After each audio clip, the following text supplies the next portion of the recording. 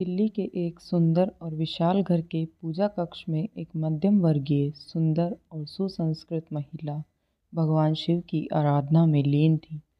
वे श्रद्धा से हाथ जोड़े खड़ी थी। उसका नाम कविता राठौड़ था। उनके दाईं ओर खड़ी थी उनकी सास कौशल्या राठौड़। उनकी उम्र 60 वर्ष से अधिक रही होगी। वहीं बाईं ओर खड़ी थी कविता की बड़ी बहू प्राप्ति राठौड़। कौशल्या जी के चेहरे पर उम्र के अनुभवों की गहराई थी। उनमें शांति, गरिमा और एक सशक्त व्यक्तित्व की झलक स्पष्ट दिखाई देती थी। शायद यह सब उन्हें जीवन के उतार चढ़ाव से मिला था। उनके पति रणधीर राठौड़ एक नेक, ईमानदार और संघर्षशील व्यक्ति थे। रणधीर जी बचपन में ही अनाथ हो गए थे। उनके माता पिता और पूरे परिवार की मृत्यु एक सड़क दुर्घटना में हो गई थी। परिवार के चले जाने के बाद कुछ लालची रिश्तेदारों ने उन्हें घर से निकाल दिया और उनकी सारी जायदाद हड़प ली। उस बुरे वक्त में रणधीर जी को कई रातें भूखे प्यासे सड़कों पर बितानी पड़ी। बाजार में मजदूरी करके उन्होंने धीरे धीरे कुछ पैसे जमा किए। उम्र के साथ साथ मेहनत भी रंग लाई और उन्होंने एक छोटी सी किराने की दुकान खोल ली।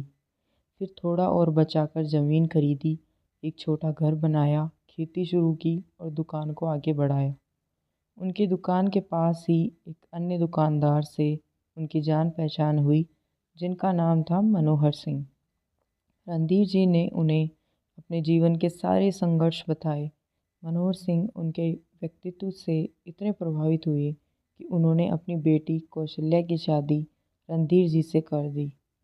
कौशल्या जी ने अपने पति का हर कदम पर साथ दिया। समय बीतता गया और दोनों के पास एक भरा पूरा परिवार, कई कारोबार और दिल्ली में एक अच्छी खासी पहचान बन गई। रणधीर जी के बाद उनके दोनों बेटों ने व्यापार संभाला और उसे और आगे बढ़ाया। बड़े बेटे का नाम समृद्ध राठौड़ और छोटे बेटे का नाम सार्थ राठौड़ था। कविता समृद्ध की पत्नी थी और माया सारथी की पत्नी। कहानी आगे बढ़ती है। पूजा समाप्त होने के बाद कौशल्या जी हॉल में आकर सोफे पर बैठ गई। उन्होंने गंभीर स्वर में कविता जी से कहा, बेटा, आज महंत जी आ रहे हैं। हमने उन्हें रुद्राक्ष की कुंडली देखने के लिए बुलाया है। उनके आने पर हम बाकी बच्चों की भी जन्म पत्रियाँ दिखा देंगे। आप उनके स्वागत की तैयारी कर लीजिएगा। फिर उन्होंने प्राप्ति की ओर देखते हुए कहा, आप समक्ष से कह देना कि वो दोपहर तक घर आ जाए। इसके बाद उन्होंने गहरी सांस ली और कहा, आजकल इन लोगों को फुर्सत ही नहीं है कि कुछ समय घर परिवार के साथ भी बिता सकें।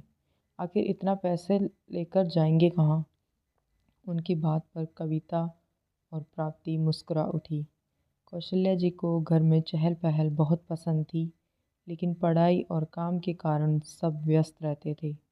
आप परेशान मत होइए दादी, आज हम सबको घर पर रुकने के लिए कह देंगे, प्राप्ति ने मुस्कुराकर कहा। प्राप्ति का कमरा। इस समय प्राप्ति अपने कमरे में बिस्तर पर पेट के बल लेटी हुई थी। वह अपने हाथ में मोबाइल लिए अपने पति समक्ष से बात कर रही थी। आप कब आ रहे हैं आज? दादी ने महंत जी को घर बुलाया है, रुद्राक्ष की कुंडली दिखाने के लिए, और सभी का घर पर होना बहुत ज़रूरी है। राठौड़ कंस्ट्रक्शन का ऊंचा ऑफिस। राठौड़ कंस्ट्रक्शन की ऊंची इमारत के सबसे ऊपर वाले फ्लोर पर बने एक कैबिन में समक्ष अपनी कुर्सी पर बैठे थे।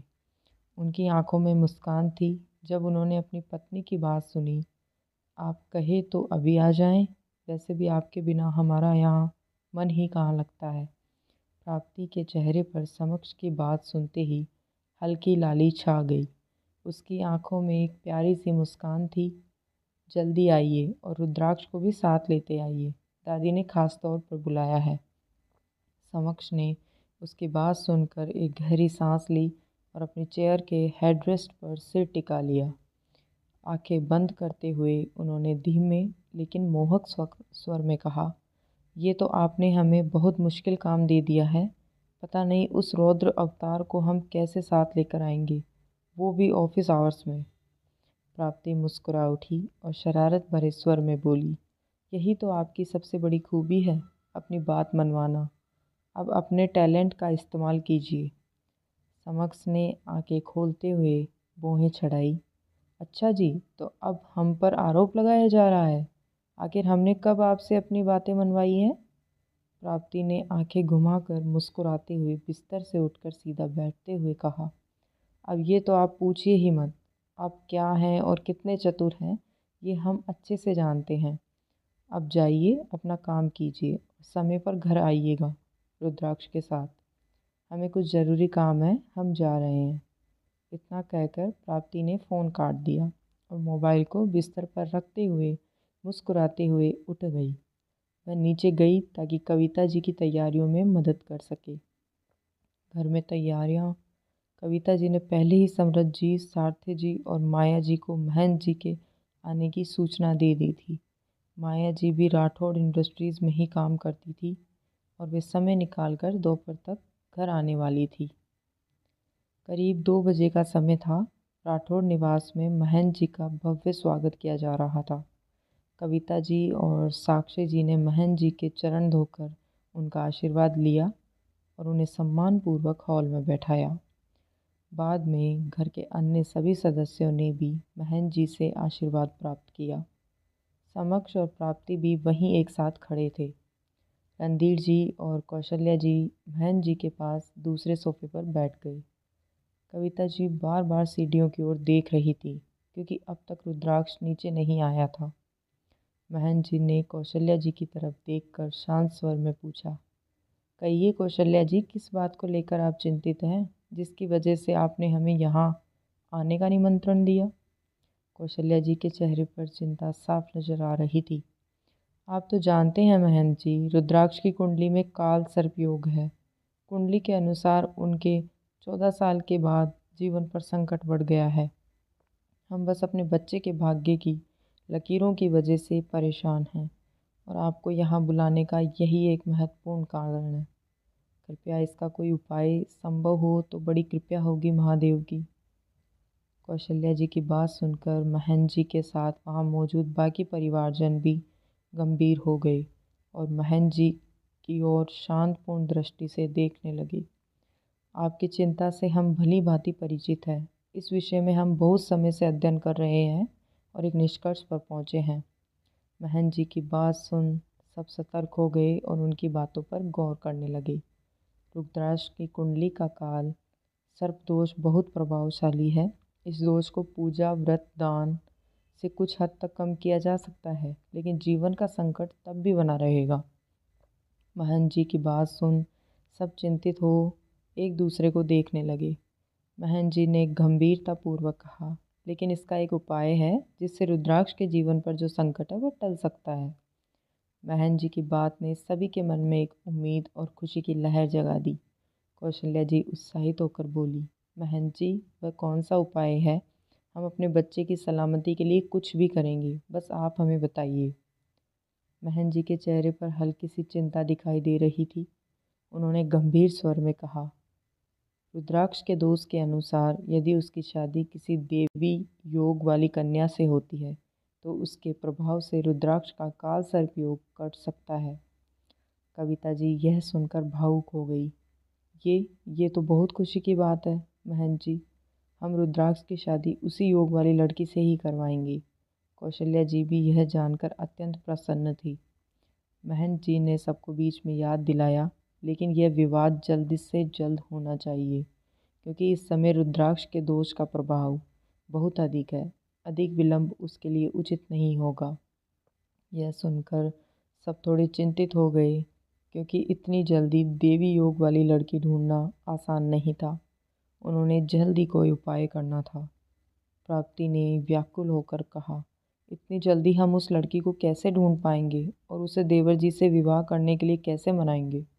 कौन सी लड़की यह जानने के बाद कि उसके होने वाला पति की जान पर इतना बड़ा खतरा है, उससे विवाह करने के लिए तैयार होगी? प्राप्ति की बातों ने सभी को गहरी सोच में डाल दिया। महंत जी भी कुछ क्षण मौन रहे और फिर गहरी सांस लेते हुए बोले, हमारे जान पहचान के एक व्यक्ति ने कभी अपनी पुत्री की कुंडली बनवाने के लिए हमें दी थी। उस बच्चे की कुंडली अत्यंत अद्भुत थी। उसमें देवी योग्य विद्वान था। हमारे अनुसार वही कुंडली रुद्राक्ष के दोष को काट सकती है। महन जी की बात सुनकर रणधीर जी ने गंभीर स्वर में कहा, तो फिर आप हमारा परिचय उनसे करवा दीजिए। हम अपने पोते के लिए उस बच्ची का हाथ उनके परिवार से मांगेंगे। रणधीर जी की बात से परिवार के सभी लोग सहमत थे। वे लोग महन जी की ओर देखने लगे ताकि वे आगे कुछ कहें। महन जी ने धीमे स्वर में कहा, हम अवश्य आपकी मुलाकात करवाते, लेकिन इतना कहकर वे कुछ चिंतित हो गए। सम्राट जी ने तुरंत पूछा, क्या हुआ महन जी? यदि कोई समस्या है तो आप हमें बताएं, शायद हम मदद कर पाएं। महन जी ने गहरी उदासी से कहा, कुछ समय पहले उस बच्ची का पूरा परिवार एक दुर्घटना में काल के गाल में समा गया। अब उसके परिवार में केवल वही बच्ची बची है। इस समय वह अपनी बुआ के साथ रहती है। हमें उसकी बुआ के परिवार के बारे में अधिक जानकारी नहीं है, इसलिए यह ज्ञात नहीं कि वह बच्ची इस समय कहाँ है। महन जी की बात सुनकर सभी सोच में पड़ गए। तभी समक्ष ने गंभीरता से कहा, आपको उसके पिता का नाम तो अवश्य ही याद होगा। कृपया हमें बताइए कि वे कौन थे और कहाँ के रहने वाले थे। बाकी का पता हम लगवा लेंगे। समक्ष की बात सबको उचित लगी। महन जी ने जितनी जानकारी उनके पास थी सब बता दी। उसके पिता का नाम रुद्रांश चौहान था। वे लोग उत्तर प्रदेश के वाराणसी के रहने वाले थे। रुद्रांश जी का वहाँ बहुत बड़ा कारोबार था और वे समाज में अत्यंत प्रतिष्ठित व्यक्ति माने जाते थे। समक्ष ने यह जारी जानकारी अपने कुछ खास लोगों को दे दी और उनसे तुरंत उस लड़की और उसके परिवार के बारे में पता लगाने के लिए कहा। कुछ देर तक महन जी ने रुद्रांश जी के व्यक्तित्व की प्रशंसा की, जिससे सब बहुत प्रभावित हुए और उस लड़की से मिलने के लिए उत्सुक हो उठे। इसी बीच कौशल्या जी ने अपने बाकी पोते पोतियों की भी कुंडलियाँ महन जी को दिखाई। उनमें किसी बड़ी समस्या का संकेत नहीं था। सब इन्हीं बातों में चर्चा कर रहे थे कि अचानक सीढ़ियों से किसी के उतरने की आहट सुनाई दी। कविता जी ने देखा, एक 26-27 वर्ष का युवक नीचे उतर रहा था।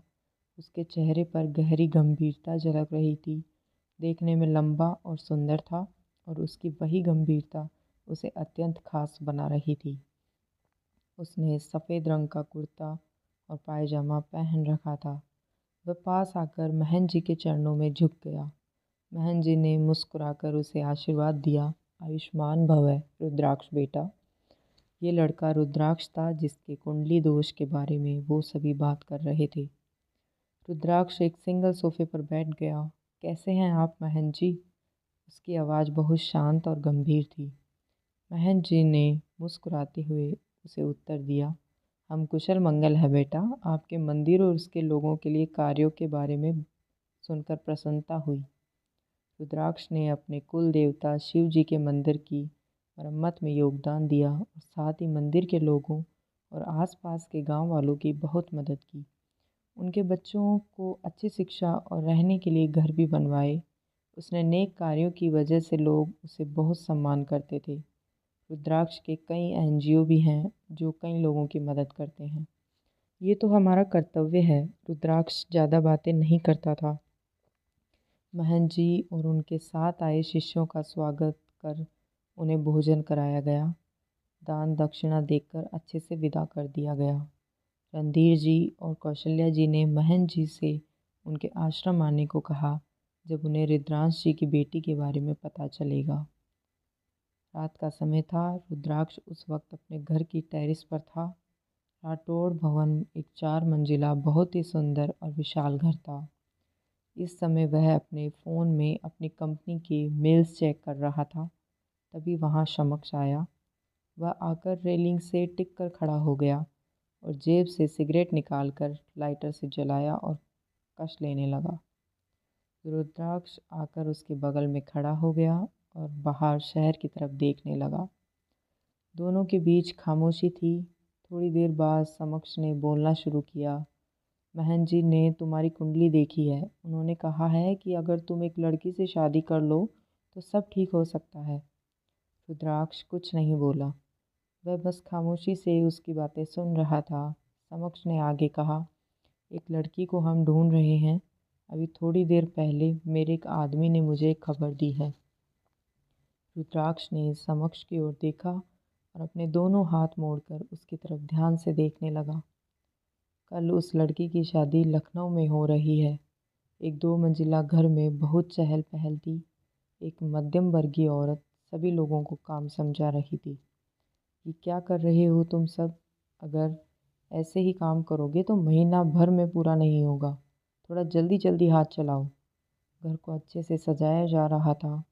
कई सारे हलवाई बैठे खाना और मिठाइयाँ बना रहे थे। वो और सभी चीज़ें देख और रखवा रही थी। बहुत सारे मेहमान भी आए हुए थे।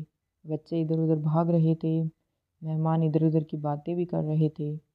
पता है, जागृति के मायके वालों को कुछ समय पहले ही मौत हो गई। सुनने में आया है कि किसी दुश्मन ने सभी को मरवा दिया।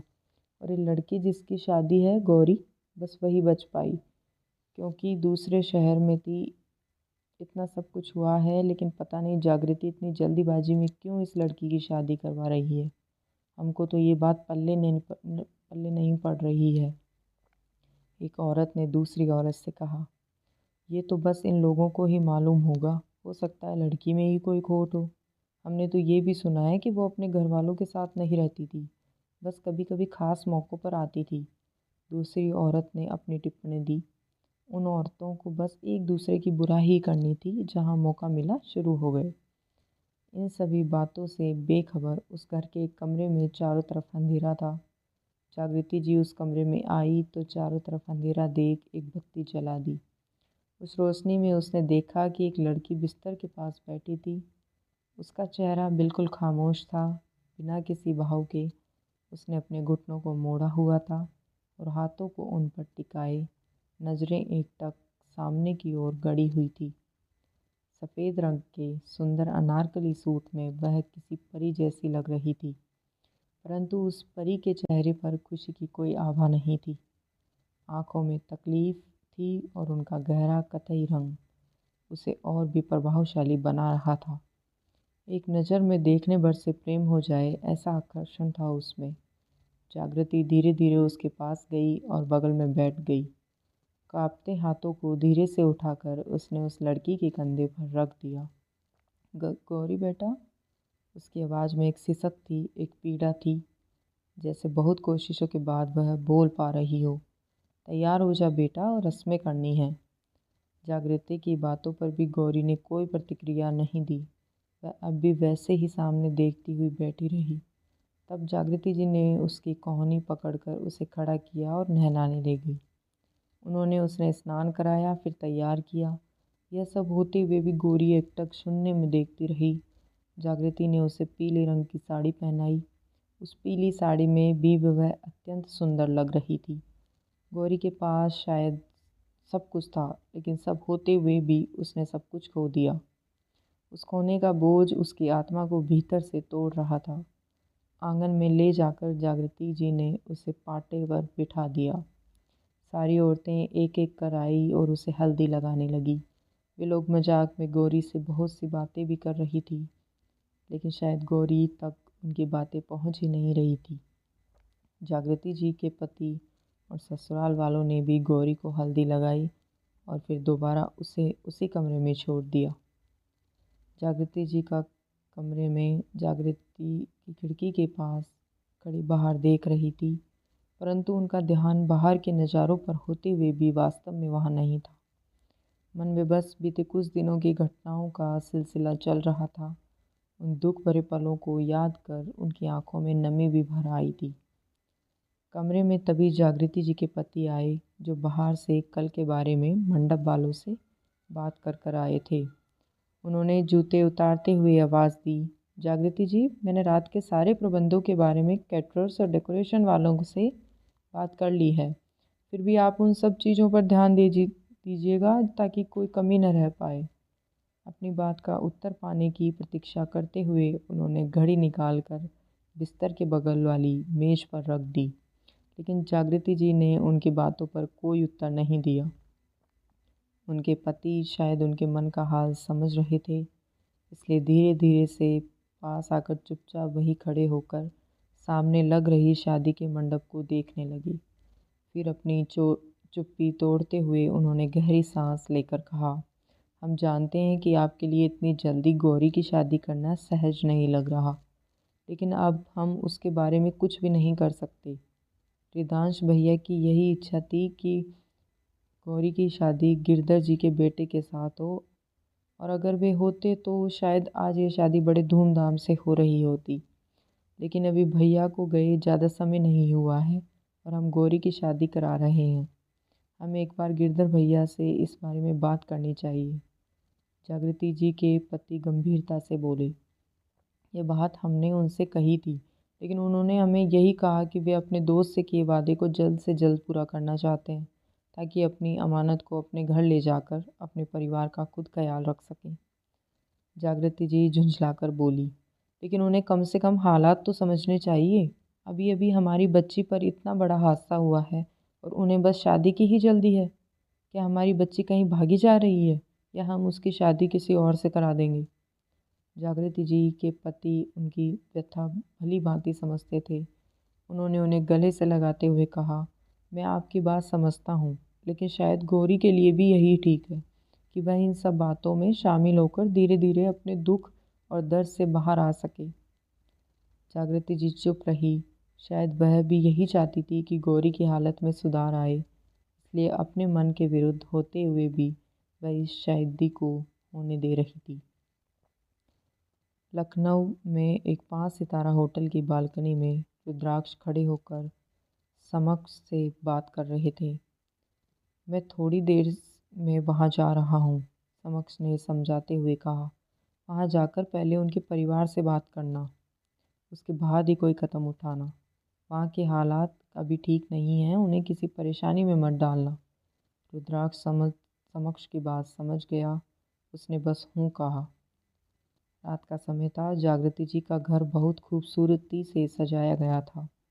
मेहमान वहाँ की तैयारियां देखकर उनके ससुराल और जागृति जी के पति की तारीफ कर रहे थे। थोड़ी ही देर में बारात आने वाली थी, इसलिए जागृति जी स्वागत की तैयारियां देख रही थी। वह बोली, आप लोगों ने अभी तक मेहमानों को पहनाए जाने वाले हार तैयार क्यों नहीं किए? उन्हें लाकर एक जगह रख दीजिए। उनके जलपान की सारी व्यवस्था भी पूरी होनी चाहिए, क्योंकि स्वागत के बाद उन्हें जलपान कराया जाएगा।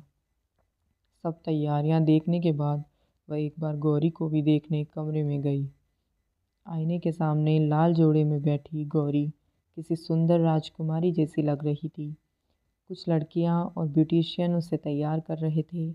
गौरी को देखकर जागृति जी का मन भर आया और उन्हें अचानक एक घबराहट महसूस हुई। उन्होंने अपने मन के विचारों को दबाकर हल्की सी मुस्कान के साथ गौरी के पास जाकर उसके सिर पर हाथ फेरा। शायद उनके स्पर्श को महसूस कर गौरी ने धीरे से नज़र उठाकर आईने में उन्हें देखा। बिना किसी भाव के उसके चेहरे को देखकर जागृति जी का दिल एक पल को अनजाने डर से कांप उठा, लेकिन कुछ ही देर में गौरी ने अपनी नज़रें उनसे हटा ली। जागृति जी ने पीछे से आकर गौरी के सिर को चूमा और अपने जज्बातों को संभालते हुए मुस्कुराकर बोली, मेरी बच्ची तो बिल्कुल किसी राजकुमारी की तरह लग रही है। आपको किसी की नज़र न लगे। ना चाहते हुए भी वो अपनी उस भतीजी को खुद से दूर भेज रही थी, जिसका इस संसार में अब परिवार के नाम पर केवल वही थी। जिस वक्त उस बच्ची को सबसे ज़्यादा प्यार और सहारे की ज़रूरत थी, उसी समय वे उसे जिम्मेदारियों और रिश्तों के भंवर में भेज रही थी। जागृति जी ने वहाँ मौजूद सभी लड़कियों को स्नैक्स के लिए बाहर भेज दिया। अब उस कमरे में केवल गौरी और वो ही थी। सभी के जाने के बाद वो गौरी के पास ज़मीन पर बैठ गई। मेरी बच्ची, संभालो अपने आप को बेटा। हम इस समय पर एक ऐसे मझधार में हैं जहाँ हर कदम बहुत सोच समझ कर रखना है। बेटा, अगर आप ऐसे ही हार मान जाएंगी तो हम अपने अपनों के साथ हुए हादसों के पीछे की सच्चाई कैसे जान पाएंगे। हमें हिम्मत से काम लेना होगा ताकि हमारे हालात का कोई फ़ायदा न उठा सके बेटा। ये सारी बातें कहते हुए जागृति जी खुद भी बहुत भावुक हो गई थी, लेकिन साथ ही वो चाहती थी कि गौरी के अंदर जो दर्द दबा है वह बाहर निकले, जो इस समय बेहद ज़रूरी था। कहीं ना कहीं उन्हें गिरधर जी के परिवार पर संदेह हो रहा था, लेकिन वे इस पर ज़्यादा ध्यान नहीं दे रही थी, क्योंकि उनके भाई यानी गौरी के पिता रिदांश जी की यही दिल से इच्छा थी कि गौरी की शादी गिरधर जी के बेटे से हो। गौरी बेटा, तुम समझ रही हो ना मेरी बात। मैं वे आगे कुछ और कहती कि तभी कमरे में उनकी ननद की बेटी आकांक्षा आ गई। उसे देख जागृति जी ने आगे कुछ नहीं कहा। उन्होंने अपनी बात बदल दी। उसने मुस्कुराकर गौरी से कहा, जल्दी से तैयार हो जाओ बेटा, बारात बस आने ही वाली है। उसने गौरी की बलाएं ली और वहाँ से बाहर चली गई। घर के बाहर बारात आ चुकी थी। जागृति जी के बेटे ने दूल्हे को गाड़ी से उतारकर उसका स्वागत किया। जागृति जी के पति विक्रांत जी ने गिरधर जी को गले लगाया और उनका अभिवादन किया। सभी मेहमानों को जलपान के लिए ले जाया गया। जागृति जी ने दूल्हे की आरती उतारी, उसका स्वागत किया और उसे लेकर जयमाला के लिए मंडप में ले गई। इधर जागृति जी के पति विक्रांत जी एक रिश्तेदार से मुस्कुराते हुए बात कर रहे थे। तभी गिरधर जी उनके पास आए। उन्हें देखते ही उस रिश्तेदार ने मुस्कुराते हुए गिरधर जी का हाल पूछा। गिरधर जी ने भी सम्मानपूर्वक उसकी बातों का उत्तर दिया। वह रिश्तेदार अब वहाँ से किसी और से मिलने चला गया। अब केवल विक्रांत जी और गिरधर जी ही वहाँ रह गए थे। गिरधर जी ने मुस्कुराकर विक्रांत जी की ओर देखा और बोले, आपको पता है विक्रांत जी, आज हम बहुत खुश हैं। जो सपना हमने और रिदांश ने देखा था, आज वह पूरा हो रहा है। अफसोस बस इस बात का है कि इसे होते हुए रिदांश देख नहीं पाया। इतना कहकर गिरधर जी भी कुछ देर के लिए चुप हो गए। दोनों के बीच थोड़ी देर की खामोशी छा गई। विक्रांत जी ने खामोशी तोड़ते हुए कहा, अब क्या किया जा सकता है, भगवान की शायद यही इच्छा थी। बस अब हम गौरी की खुशी और सलामती ही चाहते हैं। प्रार्थना है कि उसे जल्द ही जल्द इस गम से बाहर निकाल दे। गिरधर जी ने सिर हिलाकर सहमति जताई। कुछ सोचते हुए उन्होंने विक्रांत जी की ओर देखा और कहा, एक बात हमारे जहन में बहुत समय से है। विक्रांत जी ध्यान से सुन रहे थे। गिरधर जी के चुप होने पर उन्होंने अपनी पलकों को झपकाकर आगे बोलने का इशारा किया। गिरधर जी बोले, आप और हम भली भांति जानते हैं कि अभी गौरी की हालत ठीक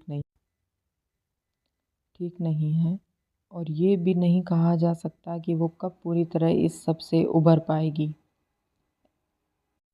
ऐसी हालत में वो अपने और रिदांश के कारोबार यानी बिजनेस को संभाल नहीं पा रही है।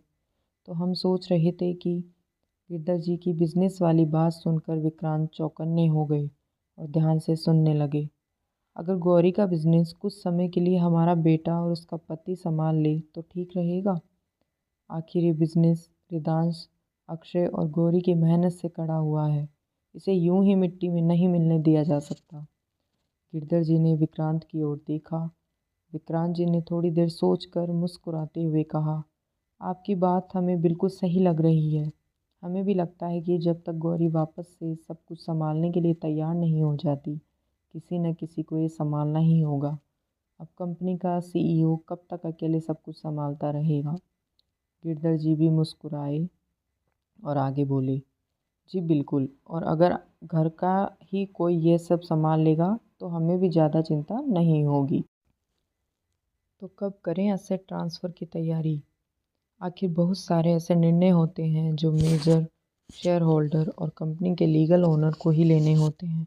अगर सारी चीज़ें जयवीर दूल्हा के नाम रहेगी तो गौरी को बार बार इन सब से परेशान नहीं होना पड़ेगा। गिरधर जी चुप हो गए और विक्रांत जी की ओर देखने लगे। विक्रांत जी थोड़े हैरान और स्तब्ध रह गए। उन्होंने कुछ कठोर स्वर में कहा, ये आप कैसी बातें कर रहे हैं गिरधर जी। ये सब कुछ गौरी का है और चाहे उसकी हालत कैसी भी हो, इसका मतलब ये नहीं कि उसका अधिकार छीन लिया जाए। चाहे कैसी भी हालत हो, एक न एक दिन वो भी ठीक हो जाएगी और उसके बाद सब कुछ पहले की तरह अच्छे से संभाल लेगी। लेकिन उसकी हालत का फ़ायदा उठाकर उसका हक छीनना बिल्कुल सही नहीं। गिरधर जी ने भौहें उठाई और झूठी मुस्कान बिखेरते हुए बोले, हम आपकी बात से सहमत है विक्रांत जी, लेकिन इसकी कोई गारंटी नहीं है कि गौरी कब ठीक होगी या शायद कभी हो ही ना पाए। अगर ऐसा हुआ तो हमारे बेटे के साथ तो अन्याय होगा ना। कम से कम उसे कुछ लाभ तो हो। आखिर वह एक पागल। विक्रांत ने उन्हें घूर कर देखा, लेकिन गिरधर अभी भी मक्कारों की तरह मुस्कुरा रहे थे। माफ़ करना, लेकिन अब यही सच है, विक्रांत ने गुस्से से कहा। माफ़ कीजिएगा, लेकिन गौरी की किसी भी चीज़ पर किसी का कोई अधिकार नहीं है। वो सब उसी का है और हमेशा उसी का रहेगा, चाहे कुछ भी हो जाए। यह कहकर विक्रांत वहाँ से जाने के लिए मुड़े ही थे कि गिरधर ने कहा, एक बार फिर सोच लीजिए विक्रांत जी। अगर आप हमारी बात से सहमत नहीं है तो क्या पता इस शादी में भी कोई अड़चन आ जाए। विक्रांत ने आश्चर्य से उनकी ओर देखा। उन्हें विश्वास ही नहीं हो रहा था कि जो व्यक्ति उनके साले साहब के इतने अच्छे मित्र थे, जिनकी दोस्ती की मिसालें दी जाती थी, वही आज संपत्ति के लिए अपने दोस्त से किया वादा और उसकी सबसे प्यारी बेटी की जिंदगी बर्बाद करने में भी एक बार नहीं सोच रहे थे। गिरधर के चेहरे को देखकर विक्रांत दंग रह गए। गिरधर हल्की सी मुस्कान के साथ उनका कंधा थपथपाते हुए वहां से चले गए। इस समय विक्रांत जी को लग रहा था कि पूरी दुनिया ही स्वार्थी हो गई है। गिरधर जी ने उन्हें और सबको अपने जाल में फंसा लिया था। अगर वे ये शादी होने देते तो गौरी के साथ बहुत गलत होगा। क्या पता शादी के बाद उसकी हालत और बिगड़ जाए। गिरधर जी की सच्चाई जानने के बाद अब वो ये शादी हरगिज़ नहीं होने दे सकते थे। लेकिन अगर ये शादी नहीं हुई तो समाज में उनकी और उनके परिवार की बदनामी होगी और गौरी का जीना मुहाल हो जाएगा। ऊपर से गिरधर सबकी नज़रों में महान बन जाएंगे कि उन्होंने अपने मृत पति की अंतिम इच्छा का सम्मान करते हुए उसकी बेटी की शादी अपने बेटे से कराई। लेकिन असल में उनके साले ने धन दौलत के लालच में आकर ये सब होने ही नहीं दिया। विक्रांत बेहद परेशान हो गए। तनाव की वजह से उनके चेहरे पर पसीना आ गया और वे गहरी गहरी सांसें लेने लगे। उनके हाथों को देखकर साफ पता चल रहा था कि उन्हें पैनिक अटैक आ रहा है। वे अब अपने पैरों पर खड़े नहीं रह पा रहे थे। घबराहट में वे बैठने की जगह तलाशने लगे, लेकिन शायद उनका शरीर उनका साथ नहीं दे रहा था। वे लड़खड़ाकर गिरने ही वाले थे कि दो मजबूत हाथों ने उन्हें कंधों से पकड़कर संभाल लिया। विक्रांत जी को संभालने वाले वे मजबूत हाथ किसी आम इंसान के नहीं थे। उनके संतुलन में आते ही विक्रांत ने सामने देखा। सफ़ेद कुर्ता पायजामा, गंभीर आंखें, शांत लेकिन तेज व्यक्तित्व। रुद्राक्ष राठौड़। संभालिए खुद को अंकल, रुद्राक्ष ने गहरी स्थिर आवाज में कहा। यह जगह और समय अभी आपको टूटने की इजाज़त नहीं देता। विक्रांत जी हाँफ रहे थे। आंखों में डर, क्रोध और बेबसी तीनों थे। आप कौन हैं? उन्होंने कठिनाई से पूछा। रुद्राक्ष ने हल्की मुस्कान के साथ कहा, इस समय इतना जानना काफ़ी है कि मैं यहाँ किसी का जीवन बचाने आया हूँ और किसी का छल रोकने। इतनी देर में समक्ष और होटल मैनेजमेंट का एक सदस्य भी वहाँ आ गए। समक्ष ने तुरंत पानी मंगवाया और विक्रांत जी को कुर्सी पर बैठाया। रुद्राक्ष ने बिना समय गंवाए सीधा मुद्दे पर आते हुए कहा, गिरधर जी का असली मकसद हमें पता चल चुका है। शादी सिर्फ एक बहाना है। असल में वे गौरी की मानसिक अवस्था का फ़ायदा उठाकर उसकी पूरी संपत्ति और कारोबार हथियाना चाहते थे। विक्रांत जी की आंखें भर आई। तो मैं गलत नहीं था। उनकी आवाज़ टूट गई। नहीं, रुद्राक्ष ने दृढ़ता से कहा, और अब यह शादी नहीं होगी। जयमाला की तैयारी चल रही थी। गौरी मंच पर बैठी थी, एक जीवित प्रतिमा की तरह, जिसकी आंखें खुली थी लेकिन आत्मा कहीं बहुत दूर भटक रही थी।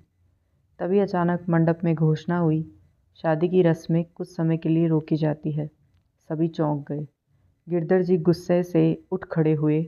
यह क्या बदतमीजी है? किसकी हिम्मत हुई? उनकी बात अधूरी रह गई जब रुद्राक्ष पूरे आत्मविश्वास के साथ आगे बढ़े। मेरी। पूरा मंडप सन्नाटे में आ गया। रुद्राक्ष ने सबके सामने गिरधर जी की सारी सच्चाई रख दी। स्टेट ट्रांसफ़र के दस्तावेज, बातचीत की रिकॉर्डिंग और वो कागजात जिनसे साबित होता है कि यह शादी गौरी की भलाई के लिए नहीं बल्कि उसकी विरासत पर कब्जे के लिए थी। गिरधर जी का चेहरा पीला पड़ गया। जयवीर स्तब्ध था। उसे खुद नहीं पता था कि उसके पिता इतने नीचे गिर सकते हैं। गौरी ने पहली बार किसी भावना के साथ सिर उठाया। उसकी आंखों में आंसू थे, लेकिन इस बार उनमें चेतना थी। मैं ये शादी नहीं करूँगी। उसकी धीमी लेकिन स्पष्ट आवाज़ ने पूरे माहौल को हिला दिया। जागृति जी फूट फूट कर रो पड़ी और गौरी को गले लगा लिया। विक्रांत जी ने कांपते हाथों से गौरी का माथा चूमा। गिरधर जी को पुलिस ने वहीं हिरासत में ले लिया, धोखाधड़ी, मानसिक शोषण और साजिश के आरोप में। गौरी अब दिल्ली में थी। रुद्राक्ष के एनजीओ के सहयोग से इलाज, थेरेपी और पढ़ाई दोबारा शुरू हो चुकी थी। वह अब भी शांत थी, लेकिन अब वह टूटी हुई नहीं थी। एक शाम मंदिर की सीढ़ियों पर बैठी गौरी ने रुद्राक्ष से पूछा, आपने ये सब मेरे लिए क्यों किया? रुद्राक्ष ने शिवलिंग की ओर देखते हुए कहा, क्योंकि कुछ रिश्ते जन्म से नहीं कर्म से बनते हैं और कुछ शादियां भाग्य से नहीं न्याय से होती हैं। गौरी ने पहली बार हल्की मुस्कान दी। आपको यह कहानी पसंद आई हो तो वीडियो को लाइक, शेयर और कमेंट करें और चैनल को सब्सक्राइब करें।